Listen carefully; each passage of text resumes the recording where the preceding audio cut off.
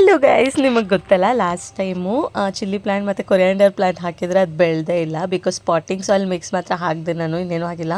ಅಂದರೆ potting soil ಆ ಮಿಕ್ಸಲ್ಲಿ ಇತ್ತು ವರ್ಮಿ ಕಂಪೋಸ್ಟ್ ಕೋಕೋಪಿಟ್ ಎಲ್ಲ ಇದೆ ಅಂತ ಇದ್ರ ಮೇಲೆ ಲೇಬಲ್ ಮಾಡಿದರು. ಸೊ ಅದಕ್ಕೆ ನಾನು ಪಾಟಿಂಗ್ ಸಾಯಿಲ್ ಮಿಕ್ಸ್ ಮಾಡಿದ್ರೆ ಸಾಕು ಅಂದ್ಕೊಂಡೆ, ಬಟ್ ಇಲ್ಲ. ಸೊ ಅದಕ್ಕೆ ನಾನು ಇವಾಗೆಲ್ಲ ಸಪ್ರೇಟಾಗಿ ತೊಗೊಳಕ್ಕೆ ಬಂದೆ. ರೆಡ್ ಸಾಯಿಲ್ ಸ್ವಲ್ಪ ತೊಗೊಂಡು ಬಂದೆ, ರೆಡ್ ಸಾಯಿಲ್ ಒಂದು ಮೂಟೆ ತೊಗೊಂಡು ಬಂದೆ, ಆ್ಯಂಡ್ ಕೋಕೋಪೀಟ್ ಒಂದು 10 kgs ತೊಗೊಂಡು ಬಂದೆ, ಆ್ಯಂಡ್ ವರ್ಮಿ ಕಂಪೋಸ್ಟ್ ಒಂದು 5 kgs ತೊಗೊಂಡು ಬಂದೆ. As a beginner of gardening ನನಗೆ ಝೀರೋ ನಾಲೆಜ್ ಗಾರ್ಡನಿಂಗಲ್ಲಿ, ಬಟ್ ನಾನು ಎಲ್ಲ ಕಲ್ತ್ಕೊತಾ ಇದ್ದೀನಿ. ಸೊ ಅದ್ರ ಜೊತೆ ನಿಮ್ಮ ಸಪೋರ್ಟ್ ಕೂಡ ಬೇಕು. ಪ್ಲೀಸ್ ಚಾನಲ್ನ ಸಬ್ಸ್ಕ್ರೈಬ್ ಮಾಡಿ ಆ್ಯಂಡ್ ನನ್ನ ಜೊತೆ ಇರಿ ಪ್ಲೀಸ್.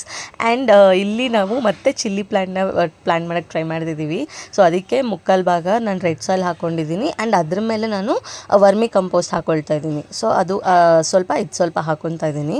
ವರ್ಮಿ ಕಂಪೋಸ್ಟ್ ಹಾಕಿದ್ಮೇಲೆ ನಮ್ಮ ಸೀಡ್ಸ್, ನಾವು ಒಂದು ಸೀಡ್ಸ್ ತೊಗೊಂಡಿದ್ವಲ್ಲ, ಡಿಫ್ರೆಂಟ್ 35 ವೆರೈಟೀಸು, ಅದರಲ್ಲಿ ಚಿಲ್ಲಿ ಸೀಡ್ಸ್ ತೊಗೊಂಡು ಬಂದು ಚಿಲ್ಲಿ ಸೀಡ್ಸ್ನ ಹಾಕ್ತಾಯಿದ್ದೀವಿ. ಚಿಲ್ಲಿ ಸೀಡ್ಸ್ನ ಹಾಕಿಬಿಟ್ಟು ಅದ್ರ ಮೇಲೆ ನಾವು ಸಾಯಿಲ್ ಹಾಕಬೇಕಾಗುತ್ತೆ. ಸದ್ಯಕ್ಕೆ ನಮ್ಮ ಹತ್ರ ನಾರ್ಮಲ್ ಸಾಯಿಲ್ ಇಲ್ಲ, ಸೊ ಅದಕ್ಕೆ ನಾನು ರೆಡ್ ಸಾಯಿಲೇ ಹಾಕ್ತಾಯಿದ್ದೀನಿ. ರೆಡ್ ಸಾಯಿಲ್ ಹಾಕಿ ಸ್ವಲ್ಪ ವಾಟರ್ ಸ್ಪ್ರಿಂಕಲ್ ಮಾಡಬೇಕಷ್ಟೇ. ವಾಟರ್ ಸ್ಪ್ರಿಂಕಲ್ ಮಾಡಿ ಆದಮೇಲೆ ಸ್ವಲ್ಪ ನಮಗೆ, ಅಂದರೆ ನಾವು ಜಾಸ್ತಿ ವಾಟರ್ ಪೋರ್ ಮಾಡಬಾರ್ದು, ಜಸ್ಟ್ ಸ್ಪ್ರಿಂಕಲ್ ಮಾಡಬೇಕು. ಸ್ಪ್ರಿಂಕಲ್ ಮಾಡಿದ್ಮೇಲೆ ಅದಕ್ಕೆ ಒಂದು ಟೈಟ್ ಪ್ಲಾಸ್ಟಿಕ್ ಬ್ಯಾಗ್ ಕವರ್ ಇರುತ್ತಲ್ಲ, ಸೊ ಕವರ್ನ ನಾವು ಕವರ್ ಮಾಡಿಬಿಟ್ಟು ಚೆನ್ನಾಗಿ, ಬಿಕಾಸ್ ಇದು ಮಾಯ್ಶ್ಚರ್ನ ಲಾಕ್ ಮಾಡಿ ಪ್ಲ್ಯಾಂಟ್ ಗ್ರೋ ಆಗುತ್ತೆ. ಸೊ 1 ವೀಕ್ ಆದಮೇಲೆ ಅಪ್ಡೇಟ್ ಏನಂತ ಹೇಳ್ತೀನಿ. ಚಾನಲ್